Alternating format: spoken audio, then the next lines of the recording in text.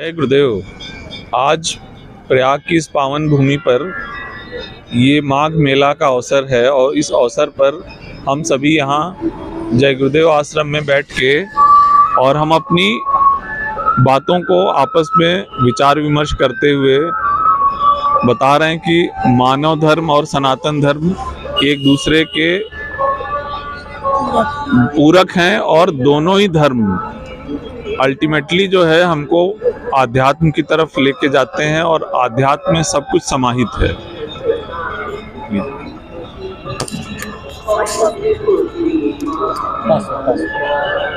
प्रणाम, मैं डॉक्टर पुष्पा पाल, स्त्री एवं प्रसूति रोग विशेषज्ञ।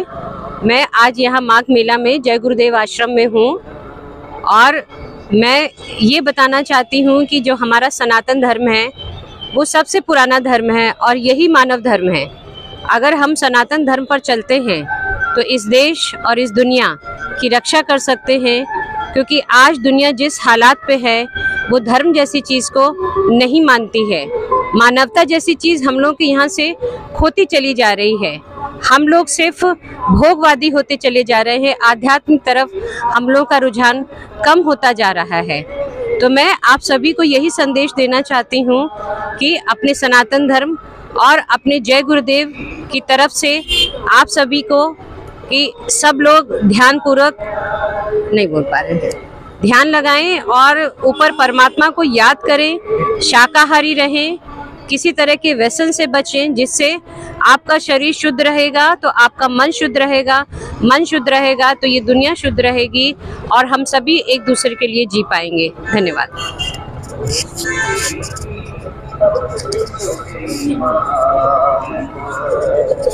जय गुरुदेव। हम ये बताना चाहते हैं कि हमारे गुरु महाराज ने कहा है कि परमात्मा का बनाया हुआ सच्चा मंदिर मनुष्य शरीर है। मनुष्य शरीर इसको दूषित ना करें, इसमें वो चीज ना डालें जो आप उस मंदिर में नहीं डालते। आप उस मंदिर की तो कद्र भी करते हैं, लेकिन जो ये सच्चा मंदिर हमारा है इसकी हम कीमत नहीं करते हैं। आप इसमें वो सच्चे समाज का निर्माण तभी होगा जब नशा मुक्त और शाकाहार व्यक्ति होगा।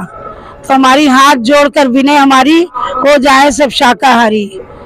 हिंदू मुस्लिम सिख ईसाई शाकाहारी हो जाओ भाई। ये मेरी अपील है आप लोगों से। बाबा जी की अर्जी है, आगे आपकी मर्जी है।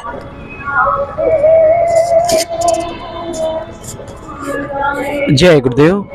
मैं बालेश स्वदेशी आदरणीय महोदय का और महोदया का सादर धन्यवाद। आप लोग यहाँ पर पधारे। सत्संग के पश्चात दोपहर को सत्संग कार्यक्रम हुआ और शाम को आपका आगमन हुआ। मैं तो इसको अपने सौभाग्य के तौर पे समझता हूँ। आज आपसे प्रथम मेरी मुलाकात हुई। माता जी हमेशा आपके विषय में बताती रहती थी, तो प्रथम भेंट में आपका सादर अभिवादन।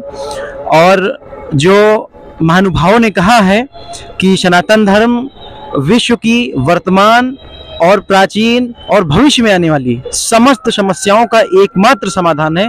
मेरा यही सभी से निवेदन है कि सनातन के मूल तत्वों को समझें, मूल तत्व को ग्रहण करें।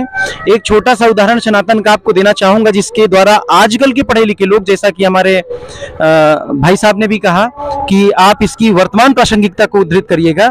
तो उत्तराखंड में एक बाबा जी हैं, रहे हैं, आज उनका आश्रम है, नाम है उनका नीव करोड़ी बाबा। और लोगों को बड़ा आश्चर्य होता है जब लोग पहली बार इस बात को जानते हैं, तो बड़ा प्रभावित होते हैं। लेकिन मैं ऐसे लोगों को बताना चाहता हूं कि आप समझिए कि आप छोटी मोटी जीवन में उपलब्धि हासिल करके नास्तिकता की ओर बढ़ने लगते हैं, निगेटिविटी बात करने लगते हैं धर्म के विषय में। जरा सोचिए कि विश्व में हर बड़े व्यक्ति के हाथ में जिस एप्पल का मोबाइल फोन है, उस एप्पल की डिजाइन कहां से आई है और उसको प्रेरणा कहां से मिली है? भारत के उत्तराखंड प्रांत के उस स्थान से जिसको कि नीव करोड़ी आश्रम बोलते हैं। स्टीव जॉब्स जब अपनी कंपनी की प्रतिकूल हालत में जब वो कंपनी बंद करने का विचार कर रहे थे, उस समय वो जब उनको पता चली कि विश्व में वो सकारात्मकता ढूंढते ढूंढते थक गए, तो भारत के प्रदेश उत्तराखंड और उत्तराखंड में बाबा नीव करोड़ी के आश्रम पहुंचे। वहां से जो उनको चेतना मिली, जो सकारात्मक उनको मानबिंदु मिले भारतीय संस्कृति के, उसका पालन करते हुए उस बंदे ने एप्पल की कंपनी को जिस स्तर पर पहुंचाया और एप्पल कहां पहुंची, आप उसका आज एक नमूना देख सकते हैं हर व्यक्ति के हाथ में।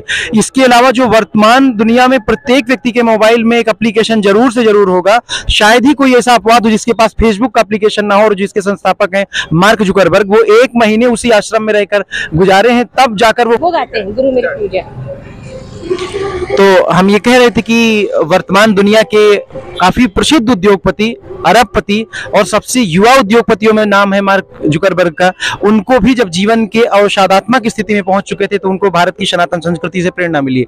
मेरे कहने का मतलब ये था, मैं किसी व्यक्ति विशेष का, किसी आश्रम विशेष का कोई प्रचारक नहीं हूं, परंतु मैं जिनका नाम ले रहा हूं उनसे यदि किसी को सकारात्मकता मिलती है और इतने बड़े बड़े लोग प्रभावित हैं, तो हम तुरंत छोटी छोटी बातों पर नास्तिकता और कम्युनिज्म की बात ना करें।